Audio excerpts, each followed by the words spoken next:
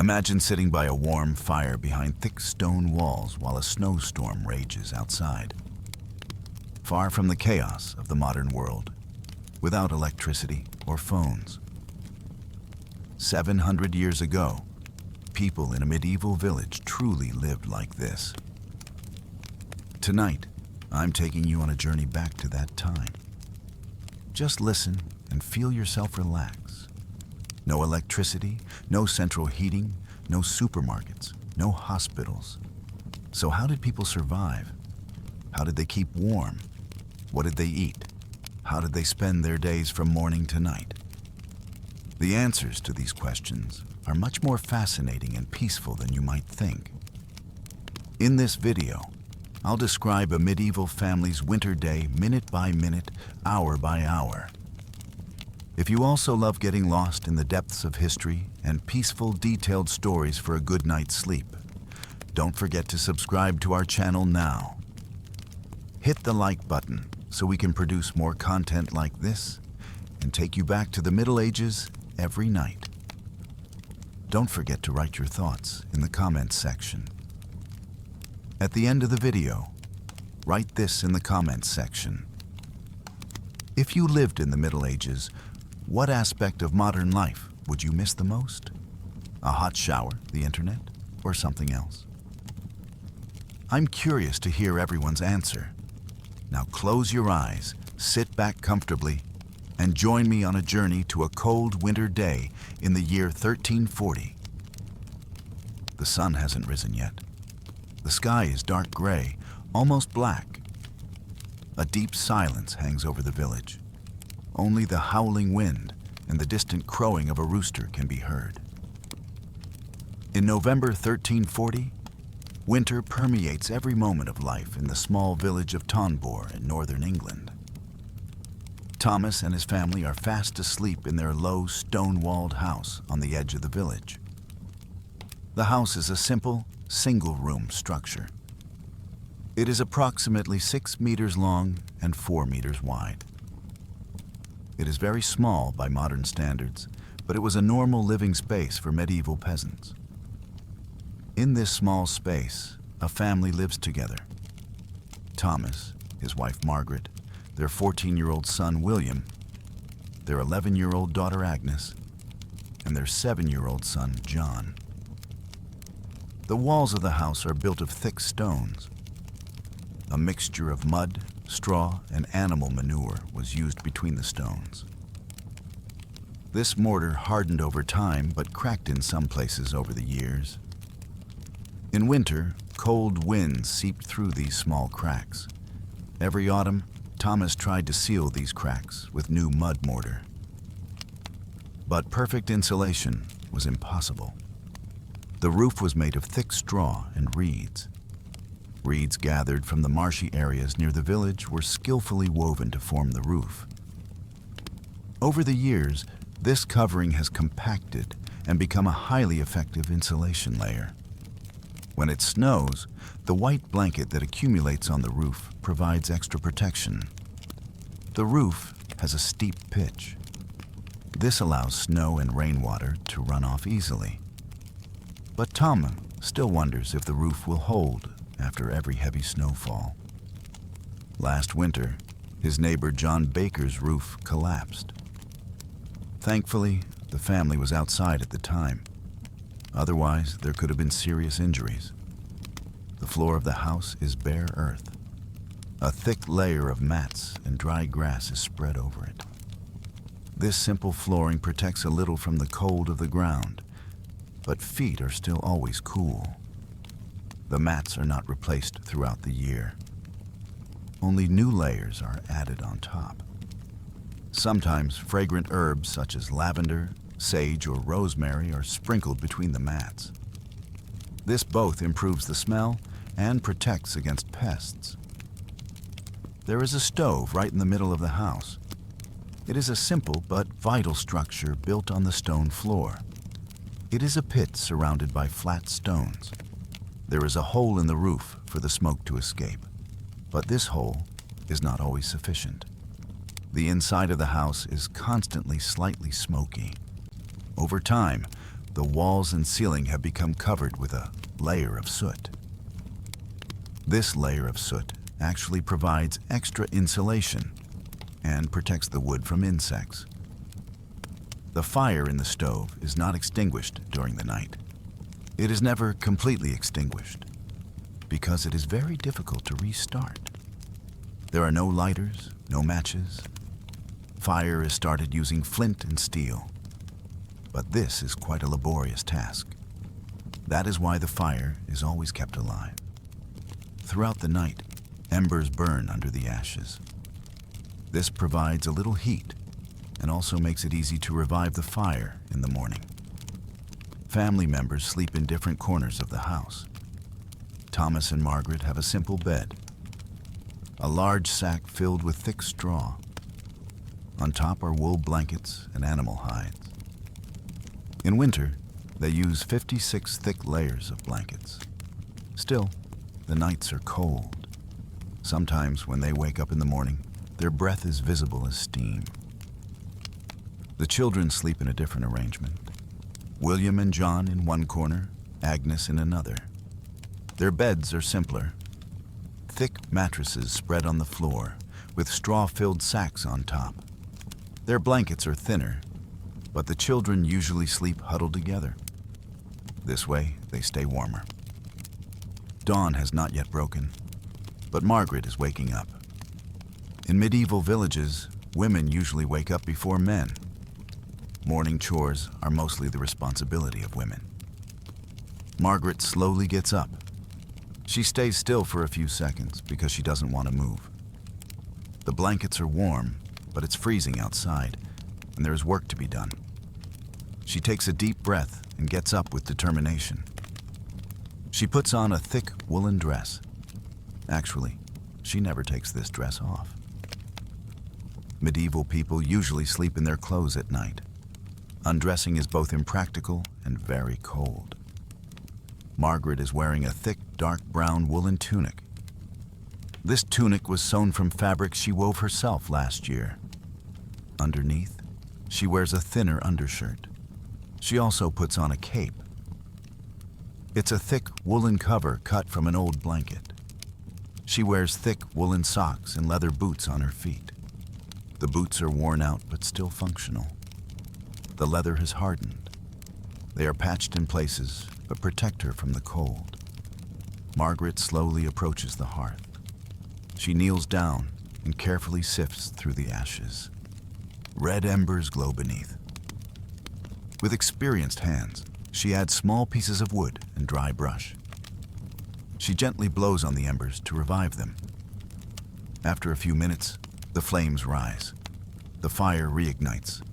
The firelight illuminates the interior of the house. Shimmering shadows dance on the walls. Margaret warms herself by the fire. Her breath is visible in the light of the flames. Once the fire is properly lit, Margaret places an iron pot on top of it. The pot is filled with water left over from the night before. This water is fresh spring water drawn from the well. There's a stone well in the middle of the village, and the water is quite clean and cold. In winter, the water is sometimes ice cold. As the water begins to heat up, Margaret goes to the grain bin. The bin is a wooden chest in the corner of the house. Inside this chest are the grains harvested in the fall: barley, oats, and the little wheat. Wheat is expensive. Villagers usually eat barley bread. Wheat bread is for the rich and the lords. Margaret takes a bowl of barley grains. She carefully selects the grains.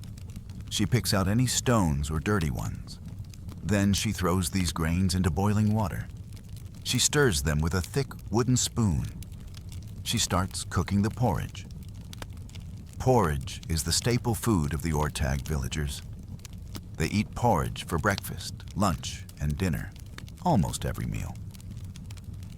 Sometimes a little onion is added, sometimes dried herbs, sometimes a piece of salted pork. But most of the time, it's just barley and water. Margaret thinks as she stirs the porridge. This winter will be long. The grain stocks are good, but are they enough? The harvest in the fall wasn't bad, but it wasn't perfect either. The rains hadn't come on time. After giving the Lord his share, the harvest is always given as a loyalty tax to the Lord. Will the remaining amount suffice? These worries are constantly on Margaret's mind. But now is not the time to think about them. The family is hungry, and there is much work to be done. Take one step at a time. Get through the day. Leave the future to God. As the fire grows, the inside of the house slowly warms up. But this warming process is slow. The stone walls trap the cold inside and take hours to warm up. The temperature inside the house never really gets warm. At best, it reaches a tolerable level. Margaret places a few large stones around the fire. These stones retain heat for a long time once they warm up. Throughout the night, these warm stones can be placed between the blankets. They function as natural heaters. Several things hang from the ceiling of the house. Dried arrows, thyme, rosemary, sage, onions gathered and dried last summer, pieces of salted meat, pork rinds, and a few chicken drumsticks. These dried meats are very valuable throughout the winter. Fresh meat is rarely available in winter. Animals are slaughtered, and their meat is salted, dried, or smoked. The smoke from the fire slowly escapes through a hole in the roof, but most of it circulates inside the house. Margaret is used to this. Medieval people are constantly exposed to smoke. Her eyes water, but she doesn't care. It's part of life. The porridge slowly thickens. Margaret adds salt, precious salt. Salt is very expensive, but porridge cannot be eaten without it. Just a pinch to improve the taste. The crackling of the fire and the smell of the porridge wake him up. He opens his eyes, but doesn't move. It's warm under the blanket, cold. Outside. But a man, a father, cannot be lazy. He has to feed his family, okay? He sits up, his back aches. Normal for a 45-year-old farmer. The hardship of life is written on his body. His hands are calloused, his back often aches, his knees are worn out. He says good morning to Margaret. His voice is hoarse, sleepy. Good morning, Margaret replies. The porridge is almost ready. Okay, he gets up. He didn't take off his clothes last night either. He puts on a thick leather jacket. He puts on his boots and heads for the door. I have to check on the animals, he says. Be careful, it's very cold outside, Margaret warns. Thomas pushes the wooden door. The door creaks open. A cold wind blows in from outside. Margaret shivers. When Thomas steps outside, the cold hits his face. He takes a deep breath, and his breath mixes with the air as vapor. The sky is still dark, but a very faint light is appearing in the east. The sun will rise in about an hour. The ground is frozen. With every step, there is a crunching sound under his feet. The mud and soil have hardened like stone. It didn't snow last night, but the ground is icy. There is a small shed just behind Thomas's house. It is a simple structure made of wooden posts. The roof is thatched, the walls woven from branches. This is where the family's animals are kept. 2 cows, a pig, a few chickens, and a sheep. Medieval peasants' animals are very valuable. Cows give milk. Pigs are slaughtered in the fall, and their meat is salted. Chickens lay eggs. Sheep give wool. Without these animals, the family cannot survive. Thomas opens the barn door. Inside is a little warmer than outside, thanks to the animals' body heat and the straw insulation. But it's still cold. The breath is thick with steam. The cows, Betsy and Mabel, moo softly when they see Thomas. They are clearly hungry. Thomas gives them dry grass and hay. This hay was harvested and dried last summer. This dry grass is the animals' feed throughout the winter. "Good morning, girls," Thomas says softly. Talking to animals comes naturally to him. They are part of the family. Thomas sits on a small, three-legged stool. He approaches Betsy. The cow is calm. She is used to this routine. Thomas begins milking with his experienced hands. It's a rhythmic motion. Squeeze, squeeze. Warm milk flows into the tin pail. Milking is warm work. His hands move. The cow is warm. Even on this winter morning, after a few minutes, Thomas warms up a bit. Milk is as valuable as gold for a medieval family. Milk, butter, cheese, all are critical to the daily diet. Especially in winter, when fresh food is scarce, dairy products are vital as a source of protein. After milking Betsy, Thomas moves on to Mabel. Mabel is a bit more restless. There are times she doesn't like Thomas, but today she is calm. Thomas continues milking gently. About half an hour later, 2 pails are full of milk. Thomas will carefully carry this milk home. Margaret will drink some of this milk. She will use some to make butter. The pig named Henry grunts when he sees Thomas. Pigs always seem hungry. Thomas now gives him vegetables and some hay. Henry eagerly starts eating. This pig will be slaughtered in the fall. That's the tradition in this village. Every family slaughters their pig in the fall. The meat is salted and dried and eaten throughout the winter. It's a difficult day. The children are especially sad, but it's necessary to survive. The chickens are making noise in their small wooden cages. Thomas throws them some grain. The chickens immediately rush to eat. He checks the eggs. He has found 3 eggs. Good. Eggs are rich in protein and valuable. The sheep stands quietly in its corner. It will be sheared in the spring. Its wool will be processed by the village weaver. It will become fabric, perhaps a new tunic or blanket. Thomas checks all the animals' water bowls. Some are frozen. He has to break the ice. It is important for the animals to drink water. Dehydration can be fatal. While Thomas tends to the animals, the village slowly wakes up. Smoke rises from the chimneys of neighboring houses.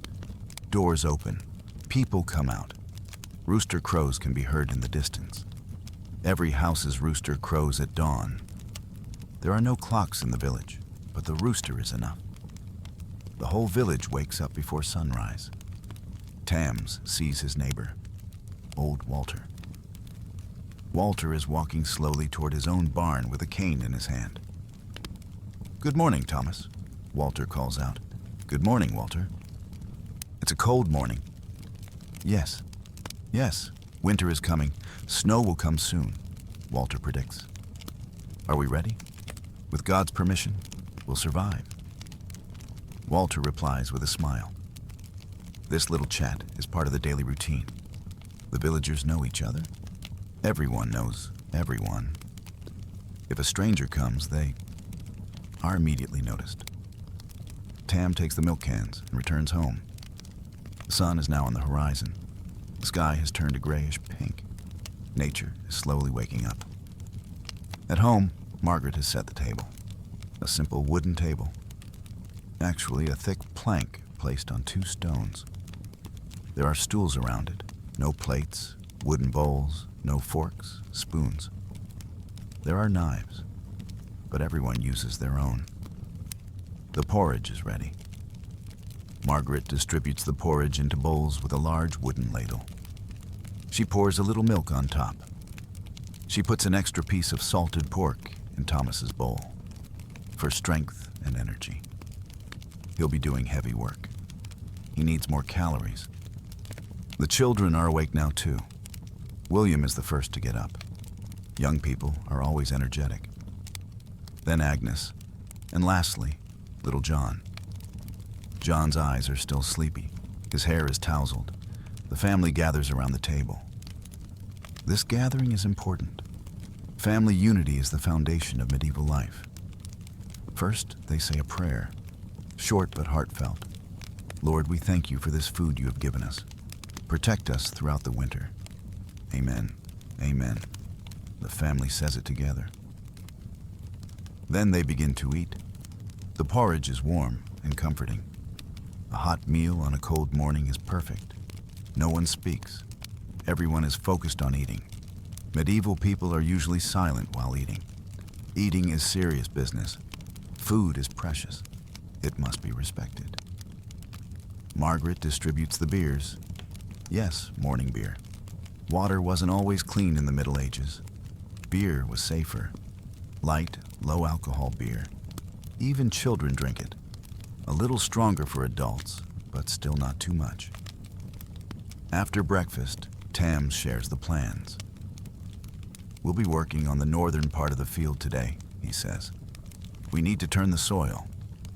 William, you'll come with me. William nods. At 14, he is slowly getting involved in men's work.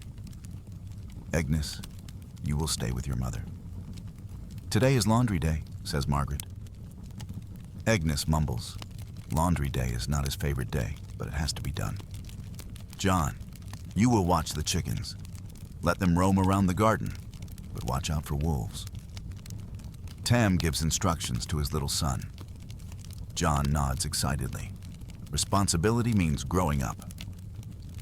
After breakfast, everyone prepares for their tasks. Margaret and Agnes clean the pots. Actually, they just wipe them.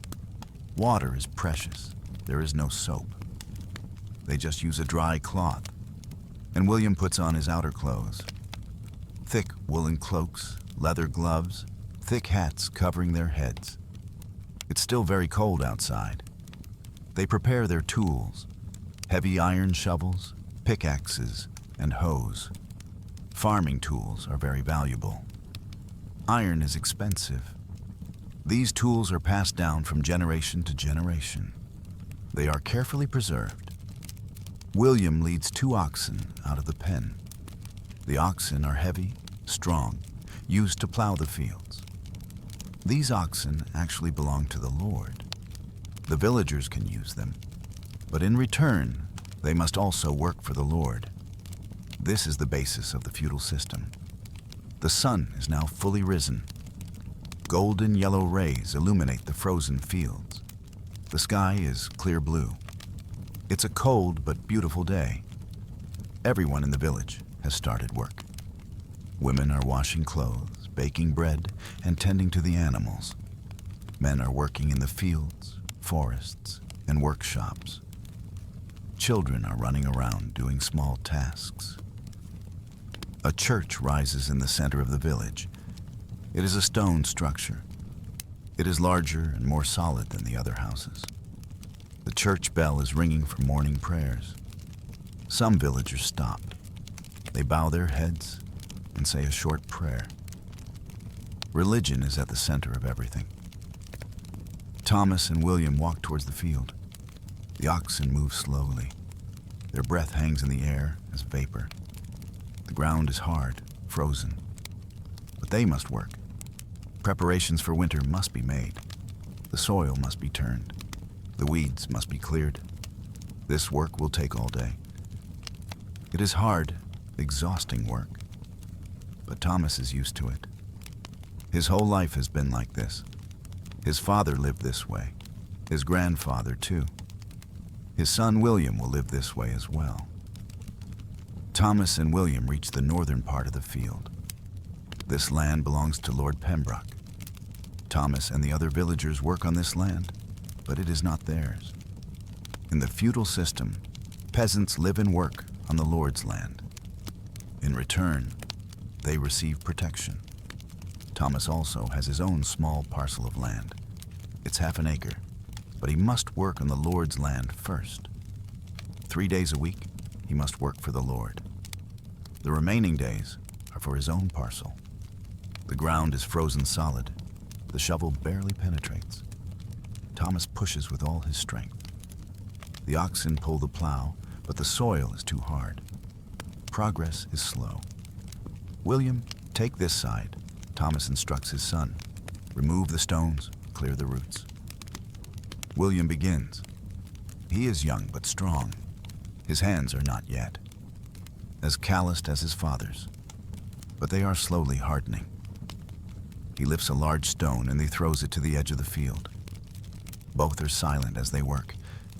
They don't have the breath to talk. The work is heavy, the pace relentless. Thomas stops occasionally. They catch their breath. Then they continue. Farming work slows down in winter but doesn't stop. The soil must be turned, the stones removed. The ditches must be cleaned. Everything must be ready for planting when spring comes. Medieval farming follows a 3-year cycle. 1 year wheat, 1 year barley or oats, 1 year rest. Each parcel is rotated. This system helps prevent soil depletion. He has seen this cycle throughout his life. Sometimes the harvest is bountiful, sometimes poor. Everything depends on the weather. Too much rain rots the crops. Not enough rain dries them out. Late frosts prevent seeds from germinating. An early frost destroys the harvest. Father Willem finally speaks up. I heard there was a famine in the neighboring village last year. Will we suffer a famine this year too? They stop digging. He looks at Olduna. It's a serious question. May God protect us? No. Tams answers. The harvest was good this year. We have enough food, but we must be thrifty. Winter is long. We have to keep food until spring. What if the food runs out? Then we'll go hungry. But we're not there yet. Don't worry, son. We'll manage. Other villagers are working in the fields nearby. We can see John Miller in the distance. John is the village miller. He grinds wheat into flour. It's a very important job. A little further away, Peter Smith is working. Peter the blacksmith repairs tools, takes care of horses, and does metalwork.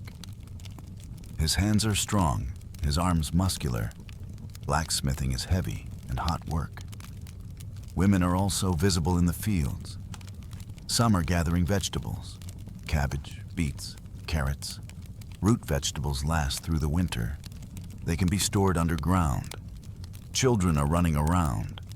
Some are herding chickens, some are gathering wood, some are just playing. Medieval children also play, but they have very little free time. They get used to working from a young age. As the hour passes, the sun rises, but the air is still cold. His hands are completely numb.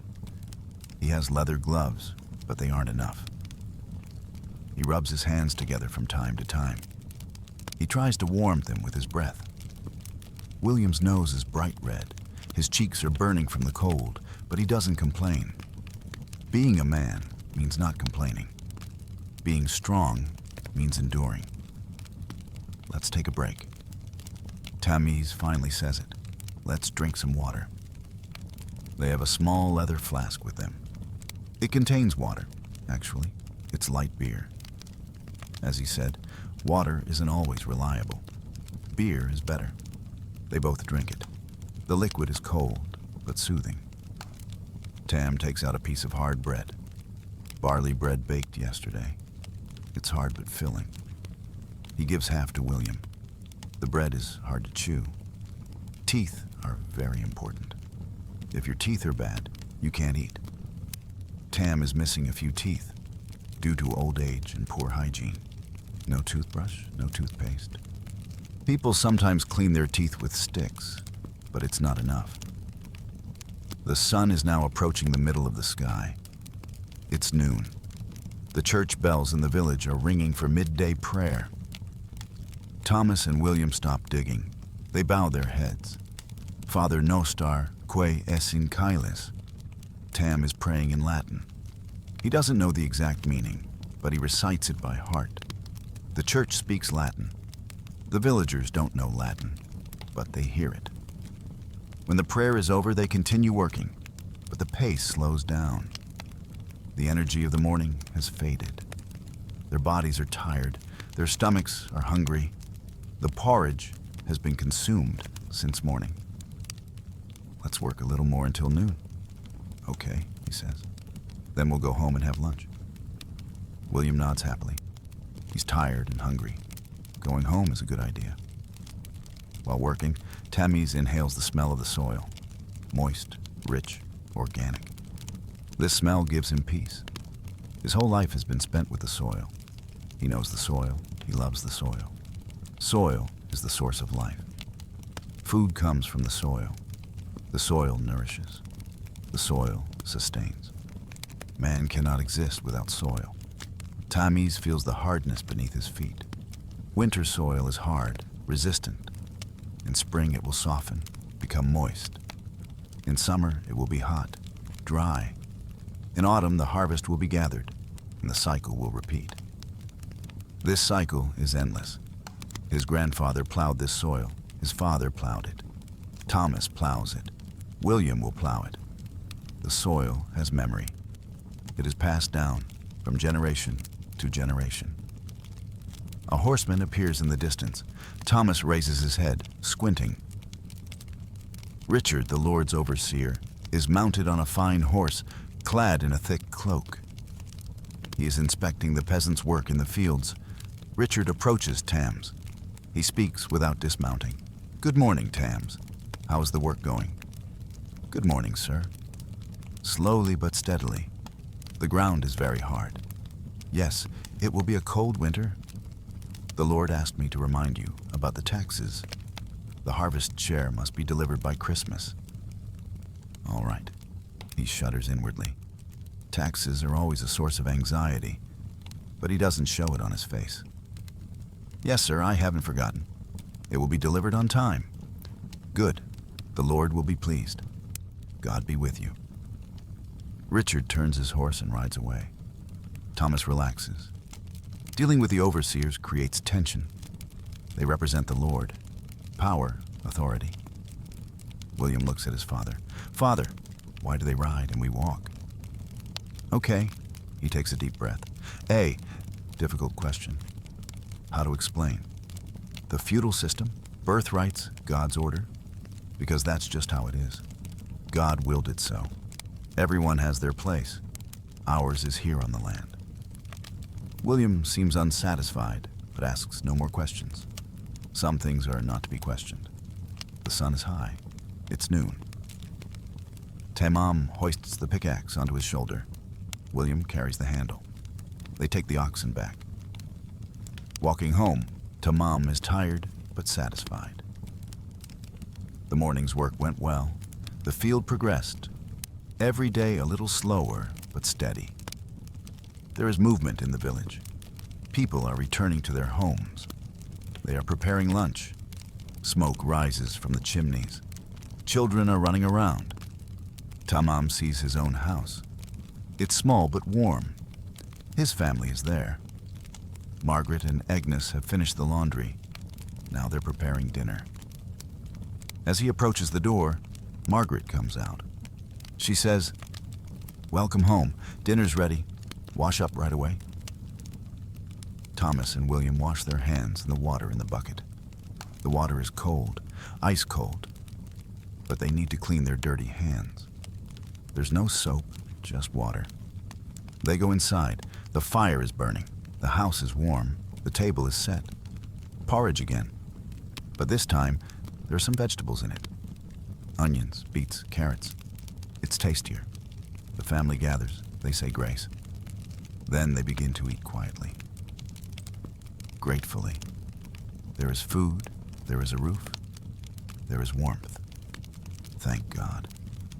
Before Thomas and William go to the field, Margaret and Agnes have started their own tasks. Today is laundry day, one of the most tiring chores of the week. Washing clothes is serious business in the Middle Ages. There are no modern washing machines, no running hot water, no strong detergent. Everything is done by hand. Margaret had placed the large iron cauldron over the fire early in the morning. Water is heating up in the cauldron, cold water drawn from the well. While the water was heating up, Margaret and Agnes gathered the dirty laundry. There wasn't that much laundry.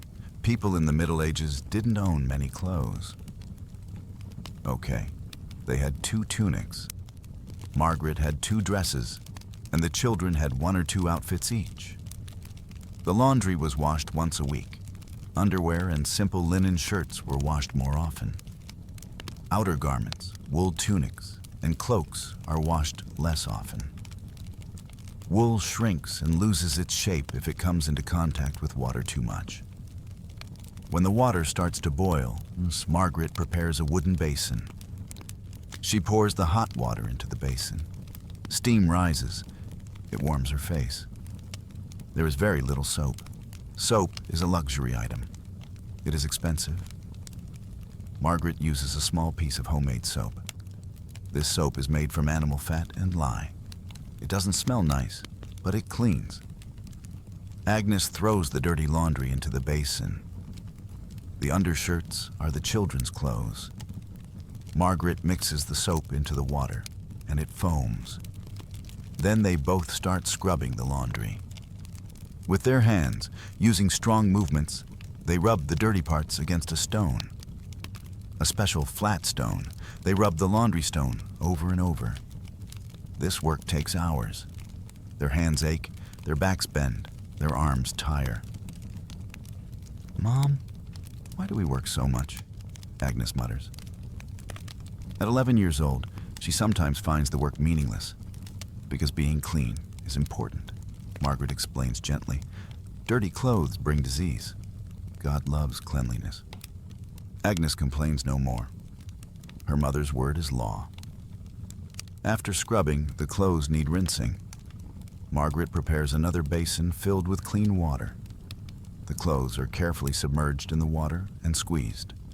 Soap residue is removed. This process is repeated several times. The water is changed when it gets dirty. Finally, the clothes are clean but wet and heavy. Margaret and Agnes wring out the clothes. They grab both ends and twist them hard. Water squirts out. Their hands hurt, but they keep going. Then the clothes are taken outside. A simple rope is stretched next to the house. The laundry is hung on this line. The wind, and, if they are lucky, the sun will dry the laundry. But the weather is cold. Drying is slow. Sometimes the laundry freezes on the line.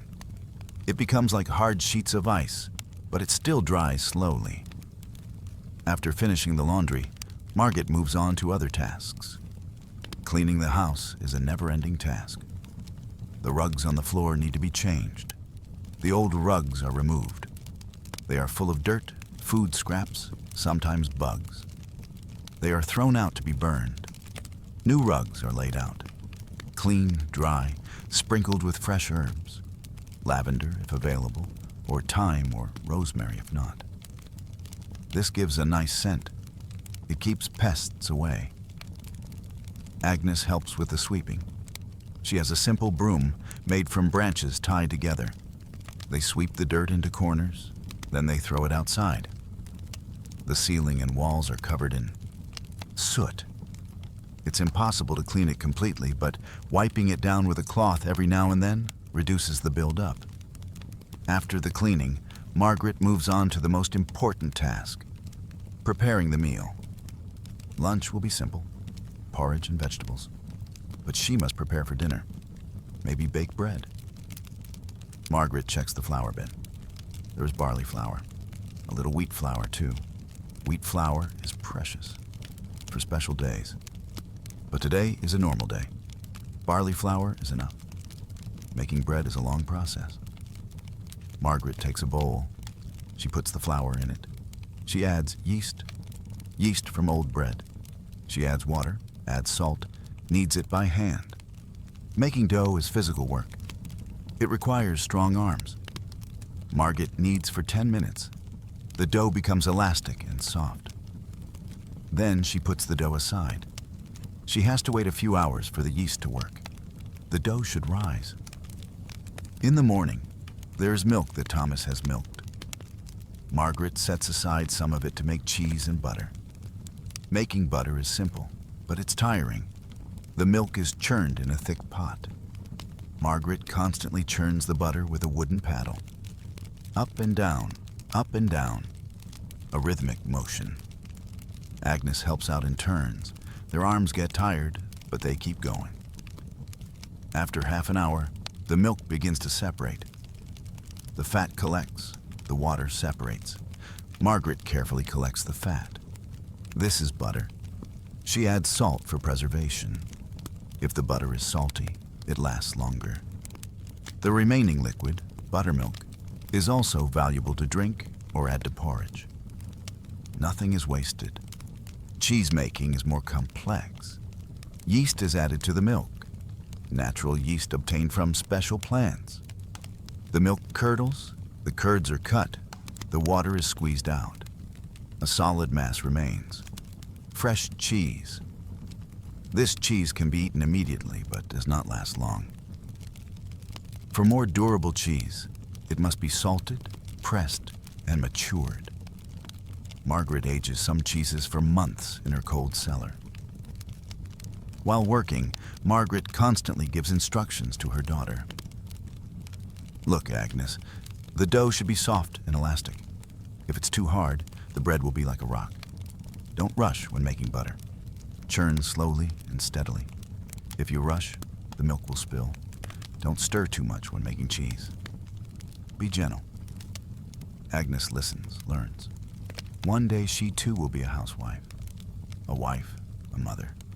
She must know all these skills. Survival depends on these skills. In the Middle Ages, girls learn housework from a young age. They don't go to school. School is only for the rich. They can't read or write. It's a luxury skill. But they learn practical life skills perfectly. Agnes sometimes feels restricted. Her brothers can roam the fields, the forest, the village. She is always at home with her mother, but there is no other option. Society is structured this way. While working, Margaret and Agnes sometimes talk. Stories, village gossip, thoughts. Mother, who do you think I will marry? Agnes asks, curiously. Margaret smiles. Her daughter is growing up, thinking about the future. If God wills it, a good man, a hard-working, honest husband. But can I choose for myself? Your father and I will talk to you, but yes, a suitable candidate will be found. Your happiness is important. Medieval marriages were usually arranged by families, but not entirely by force. The children's opinions were also taken into account.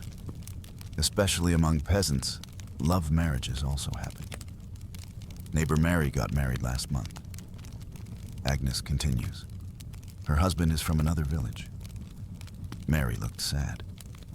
Yes, it's hard to leave your family, but when you marry like this, you join your husband's family. Agnes falls silent. She thinks about the future. The clock is ticking. Noon is approaching. Margaret checks the stew. It's boiling. It's reaching the right consistency. She adds vegetables, onions, beets, carrots. The onions are from the barn, the others from the garden. She chops the vegetables into small pieces. The knife is old but functional. She adds some dried herbs. Thyme, pepper, the aromas are lovely. The stew is seasoned, more flavorful. The bread dough is rising. Margaret checks it. It's risen well. Now it's time to bake. There's a stone oven outside the house. It's shared with the neighbors. Today is Margaret's oven day. She heats the oven with fire. She burns wood inside. The oven stones glow red, heating up. She shapes the dough, round, flat. When the oven is hot enough, she takes out the coals. She places the dough inside. She closes the oven door.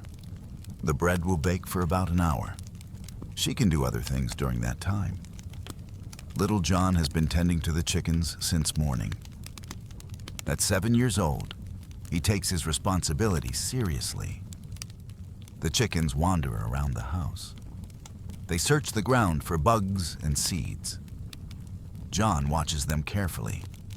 A wolf or fox could appear. Poultry are easy prey. A chicken approaches the garden wall. John gently guides it away.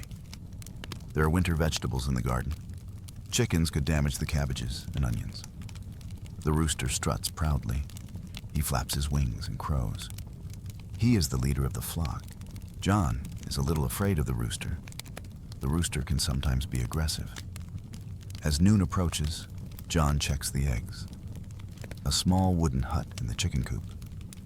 There are straw nests inside. John carefully puts his hand in. 3 more eggs. Good. He carries the eggs carefully. Mustn't break them. Eggs are very valuable. A source of protein. They can be sold or traded. His mother appears at the door. John, come inside. Lunch is ready. John runs excitedly. He's been outside since morning. Thomas and William have returned from the field. Their hands are washed. The family gathers at the table. This meal is more nutritious. There's vegetable stew, and the bread is fresh out of the oven. It's warm and smells delicious. There's some cheese, and there's beer. Thomas says grace first, then they start eating. The hot meal soothes their tired bodies. "How's the field?" Margaret asks. Slowly but steadily. Thomas replies, "The soil was very hard, but we did our job." William worked well. Thomas praises his son. William smiles proudly. His father's praise is valuable. The laundry has been hung out, Margaret reports. Hopefully it will dry by evening. "The bread is delicious, Mom," Agnes says. "Thank you, dear." A simple conversation. Daily chores, simple pleasures. Medieval life is like this. Simple, repetitive, but meaningful. When the meal is over, everyone takes a short rest. Medieval people usually take a short nap in the afternoon. Especially in winter, when the days are short, it's important to conserve energy. Thomas and William lie down by the fire. Their eyes close. A half-hour nap. The body recovers. It gathers strength. Maguette and Agnes gather the dishes. That is, they clean the bowls and wipe the table. Then they also take a short rest. The house is quiet. Only the crackling of the fire can be heard. Outside, the wind blows gently. A peaceful moment. As the firelight dances on the walls, the house is enveloped in silence. Another day has ended. A day full of work, simple but meaningful. Outside, the wind plays with the snow. Inside, the warmth remains, both from the fire and from the peace of being together. Thomas, Margaret, William, and little Agnes each leave the day's fatigue behind in their own quiet corner. Behind the wooden walls, the world seems to pause. Time flows slowly, breaths slow down. A home, a family, a dinner. The story of a simple happiness unchanged throughout the Middle Ages, and outside, a silence remains in the wind. It blends into the cold night. The last crackle of the fire is heard, and life falls into a brief sleep, ready to begin anew. Good night.